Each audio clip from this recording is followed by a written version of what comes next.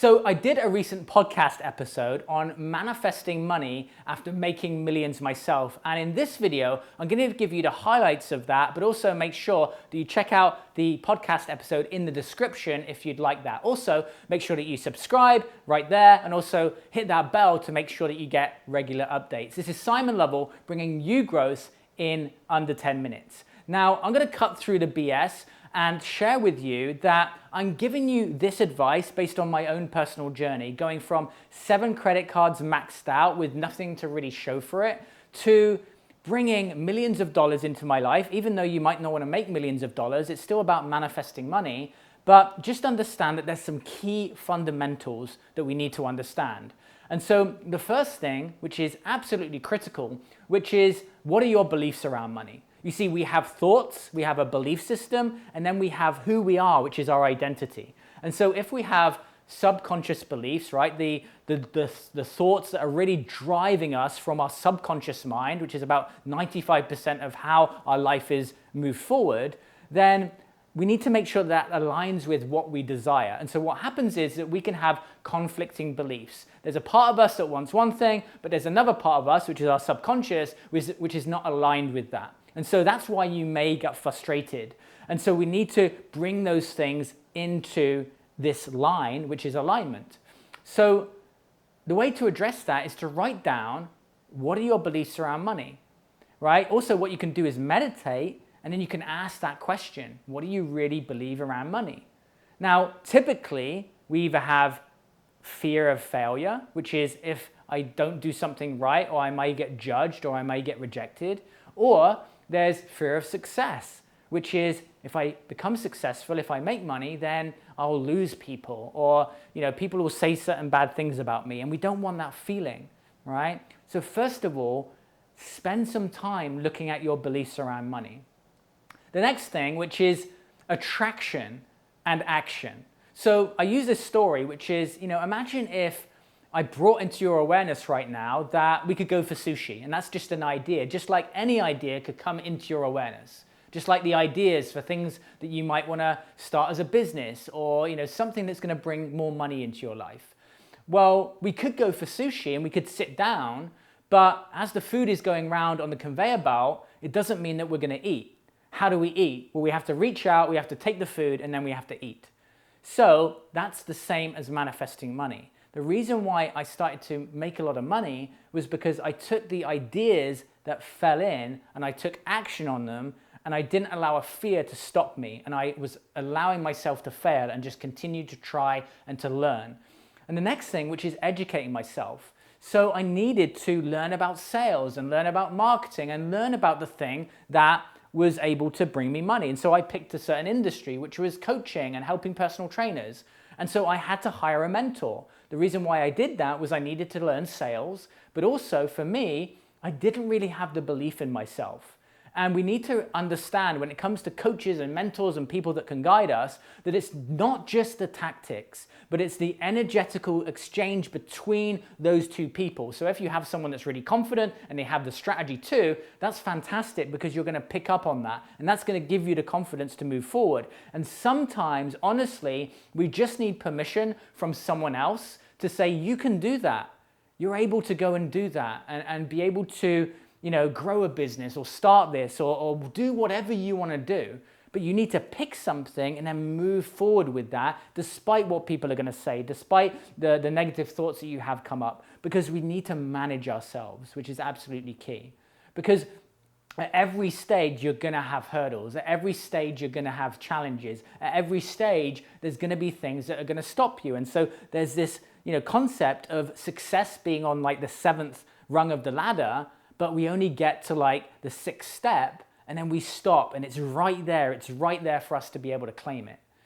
The next thing that really helped me when it came to manifesting money was my own confidence within myself, yes, but my own self-worth. You see, as I worked with a lot of personal trainers in that industry, what I noticed as their income got to a whole new level and then shifted, it was in direct relation just with me in terms of their own self-worth, the work that they did on themselves.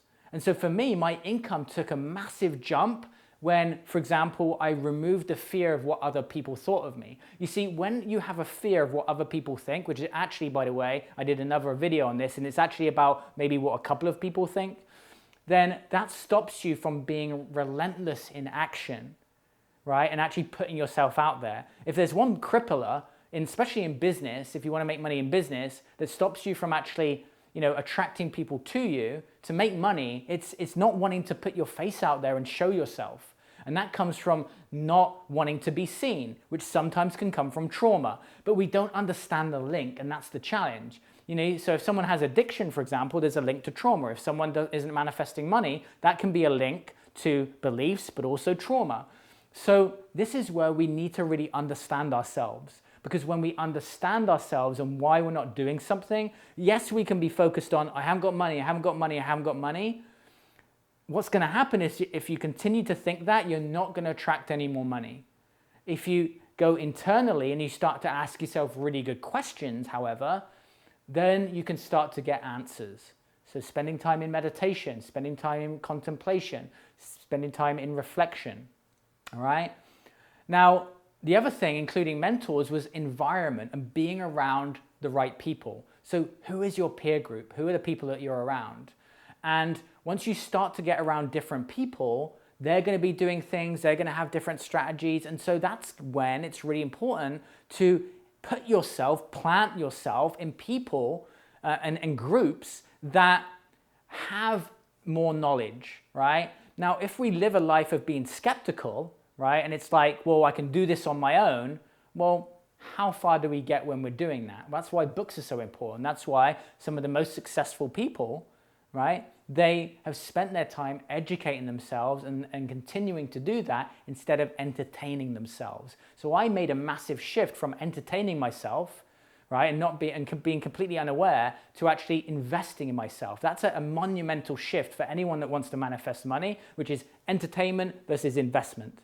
And I committed not just to invest in myself to learn sales and marketing and business, right? But I also invested in myself to grow as a person, because I knew that with the addictions that I had, gambling, drugs, smoking, drinking, all of these things, they were going to keep me from creating the financial abundance that I wanted to have in my life. So there's going to need to be some sacrifices. And those can be really healthy sacrifices when there's toxicity. You see, if there's one thing also that really stops us from manifesting, it's toxicity in our personal lives, which also affects procrastination.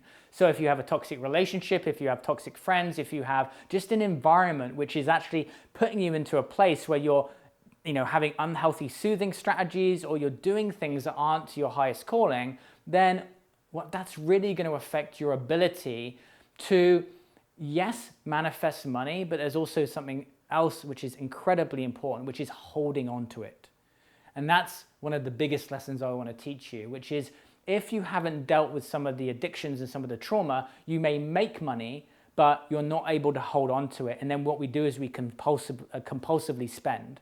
And compulsion, right, it draws away from us life force, and it draws away from us, money.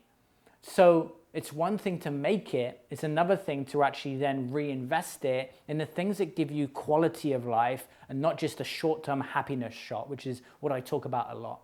So hopefully you enjoyed this video on manifesting money. If you just start to really focus on those things, that's going to really help. If you want to get the extended version of the full podcast, go into the description below. I'll link that up. And I'll see you in another video. As always, please subscribe to the channel, which you can do right there, and also hit that bell to make sure that you get updates. I'll see you very soon. Take it easy.